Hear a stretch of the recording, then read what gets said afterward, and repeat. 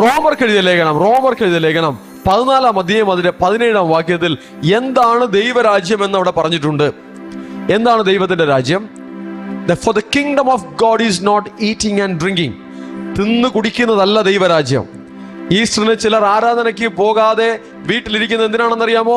തിന്നു കുടിക്കുവാൻ വേണ്ടിയിട്ടാണ്. ഞായറാഴ്ച ഒരു ക്രിസ്മസ് വന്നാൽ ആരാധന മാറ്റിവെച്ചുകൊണ്ട് വീട്ടിലിരിക്കുന്നത് എന്തിനെന്നറിയാമോ? തിന്നു കുടിക്കുവാൻ വേണ്ടിയിട്ടാണ്. എന്നാൽ വചനം പറയുന്നു, തിന്നു കുടിക്കുന്നതല്ല ദൈവരാജ്യം. ദൈവരാജ്യം ഭക്ഷണവും പാനീയവുമല്ല. പിന്നെന്താണ് ദൈവരാജ്യം? നീതിയും സമാധാനവും പരിശുദ്ധാത്മാവിൽ സന്തോഷവും അത്രേ. ഹല്ലേലൂയ.